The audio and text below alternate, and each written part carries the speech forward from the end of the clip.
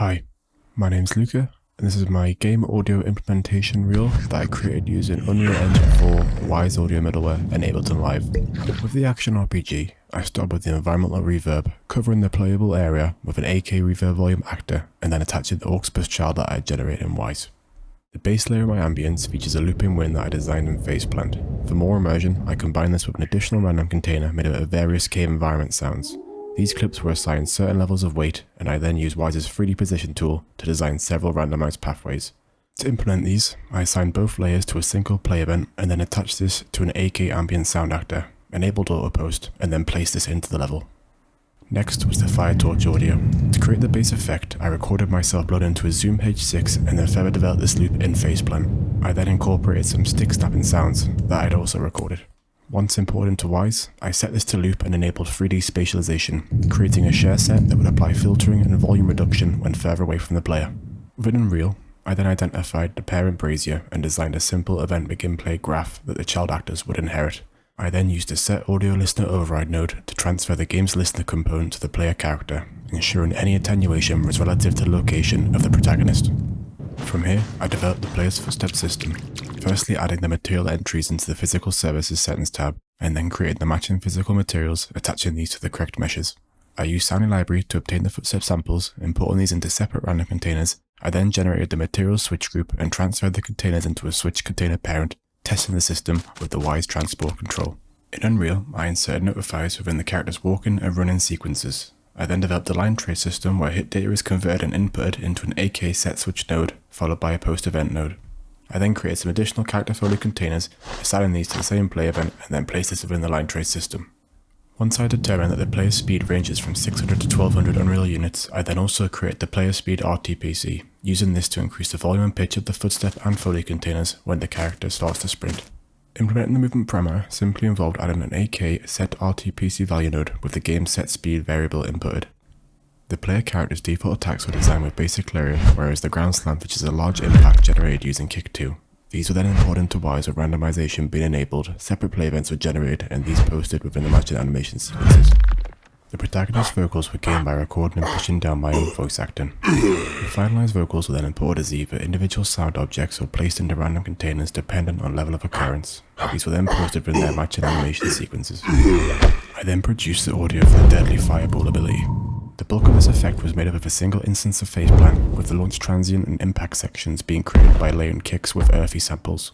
These were then also imported into Wwise with variant randomization enabled. Distance attenuation was also applied to the impact cue, adding some cave-like acoustics. For implementation, I posted the fireball launch within that specific animation.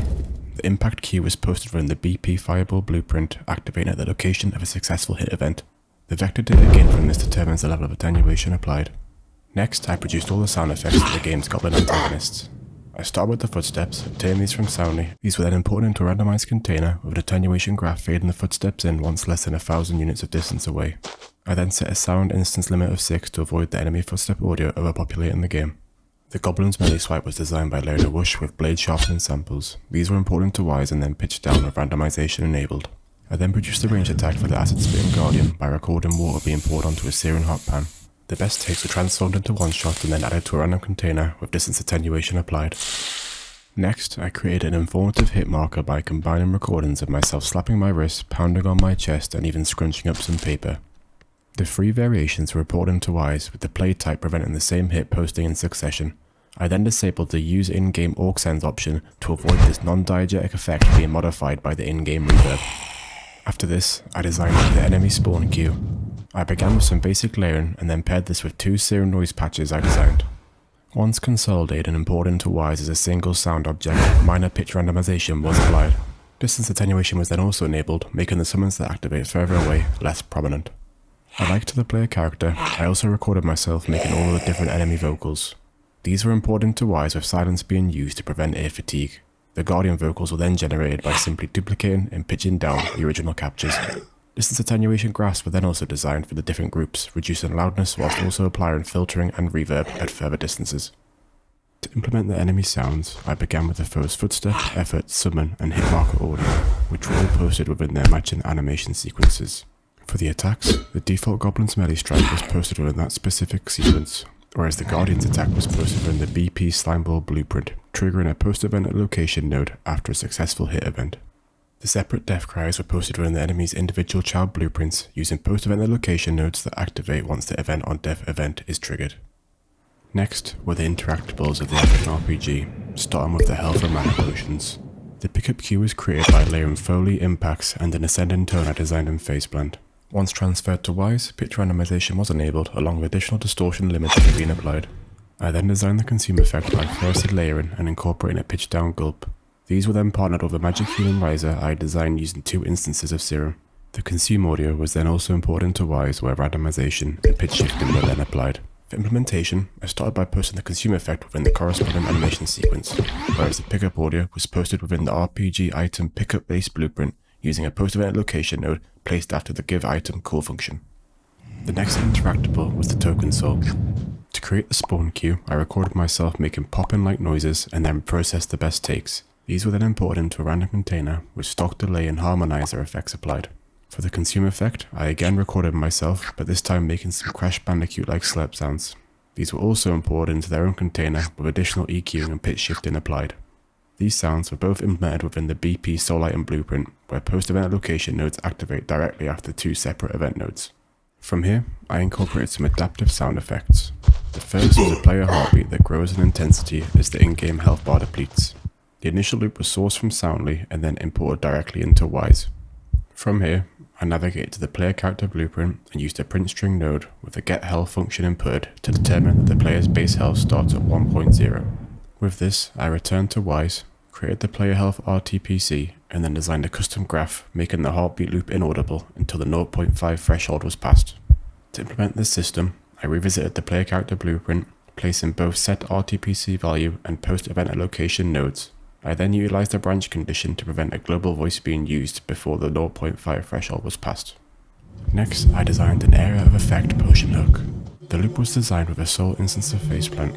This was imported into Wwise, set to loop, and had distance attenuation enabled. Using the same health values, I created another RTPC graph making the effect inaudible until the player's health falls below half, portraying that the potions will then call out to the player. To implement the AoE hook, I located the RPG pickup based blueprint and added the play event as an AK component. This was then paired with a post-associated AK event node, ensuring the attached audio would also be destroyed upon collection. The final evolving effect is the in-game countdown. The clip was sourced using Soundly and then imported directly into Wwise where it was set to loop along with the max global instance speed limited to 1. From here, I created the time remaining RTPC, adding the values of 0 and 60. I then designed an RTPC graph feeding the countdown in once the battle time has fallen to 10 seconds or below. To implement this into the game, I went into the BP Game Mode blueprint, placed a set RTPC value node, and inputted the battle time float variable. This was then followed by both a branch condition and a default post-event node. Following this, I integrated some game states. I started by creating the player life and inventory state groups along with their variables and transition times. I then adjusted the effect amounts on the desired sounds, testing the results using the Wwise transport control. For implementation, I firstly revisited the BP Game Mode blueprint and placed set state nodes to ensure the game would launch and restart with the correct states. The death state activates when the game's battle time variable reaches 0 or when the condition of the player health value equaling 0 is met. The inventory state system was implemented within the WB equipment widget blueprint. The in state would activate for only event construct, whereas the out state would be triggered once the inventory widget is closed. Following the states, I then created all the game's UI sounds. In Ableton, I produced both the default hover and select clips using Serum, with the select clip being additionally layered. I then made an alternate select for equipment weaponry. This features various blade samples paired with a Kick 2 sub-impact. The finalized sounds are then transferred directly into Unreal. The standard hover and select clip simply replace the arrays in the default demo sound cues. I then created another cue for the equip audio, enabling randomization with a modulator node. After this, I identified the required widget blueprints, locating the hovered and pressed sound drop-down menus, inserting the correct sound cue. I then also repeat this process for all other menu screens. This included the Game Over widget, title screen, and option menus. The final stage of this project involved implementing some transitional stingers.